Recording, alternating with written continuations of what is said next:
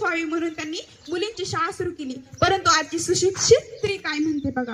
महात्मा फुलेंचे विचार काय होते की स्त्री शिकली पाहिजे. स्त्री जर शिकली तर समाजाचा, देशाचा आणि दोन्ही कुळाचा उद्धार करेल म्हणून त्यांनी स्त्री शिकवली. परंतु आजची सुशिक्षित स्त्री काय म्हणते बघा की आज देवी बसली आहे, आज नवरात्री आहे, आज देवी बसली आहे, आज देवीचा पांढरा कलर आहे, मी पांढरी साडी घालणार.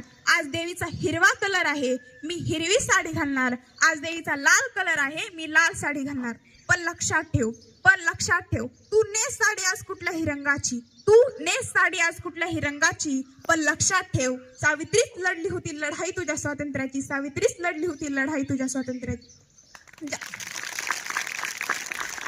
त्या काळामध्ये शूद्रातिशूद्रांना देखील शिक्षण घेऊ दिले जात नव्हते. त्या काळामध्ये शूद्रातिशूद्रांना देखील शिक्षण घेऊ दिले जात नव्हते. हे लक्षात येताच महात्मा ज्योतिराव फुले यांनी 15 मे 1848 रोजी शूद्रांसाठी देखील शाळा सुरू केली. शूद्रांसाठी देखील शाळा सुरू केली.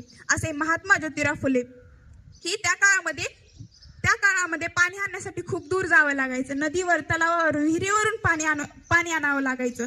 परंतु त्या काळामध्ये शूद्रातिशूद्रांना देखील पाणी पिण्याचा हक्क नव्हता. त्या काळामध्ये शूद्रातिशूद्रांना विहिरीवर, तलावावर पाणी भरू दिले जात नव्हते. हे लक्षात येताच महात्मा ज्योतिराव फुले यांनी 1868 साली त्यांच्या घरातील पाण्याचा हौद शूद्रांसाठी खुला करून दिला आणि शूद्रांना खणकावून सांगितले, हे पहा, समोर माझे घर आहे, तुम्ही जेव्हा पाहिजे तेव्हा जितके पाहिजे तितके पाणी भरून घेऊ जाऊ शकता, जितके पाहिजे तितके पाणी भरून घेऊन जाऊ शकता. असे महात्मा ज्योतिराव फुले. त्या काळामध्ये स्त्री जन्माला येणं हेच मोठं पाप होतं. त्या काळामध्ये स्त्री जन्माला येणं हेच मोठं पाप होतं. हे महात्मा फुलेंच्या लक्षात येतं. काही लोक तर स्त्रीची जन्मताच हत्या करायचे, काही लोक तर स्त्रीची जन्मताच हत्या करायचे. हे लक्षात येताच महात्मा ज्योतिराव फुले यांनी स्त्री सुरक्षित राहावी यासाठी त्यांनी बालहत्या प्रतिबंधक गृहाची स्थापना केली आणि स्त्री सुरक्षित ठेवली. असे महात्मा ज्योतिराव फुले. तुम्ही म्हणत असाल की विद्येची स्फूर्ती नायिका ही सरस्वती आहे. परंतु ज्या स्त्रीचा शिक्षणाबाबत काडीचाही संबंध नाही अशी स्त्री विद्येची स्फूर्ती नायिका कशी ठरली?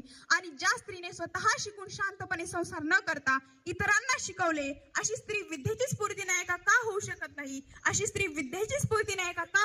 नाही? तुम्ही म्हणत असाल की विद्येची स्फूर्ती नायिका ही सरस्वती आहे. परंतु मी म्हणते की विद्येची स्फूर्ती नायिका ही माझी सावित्री आहे.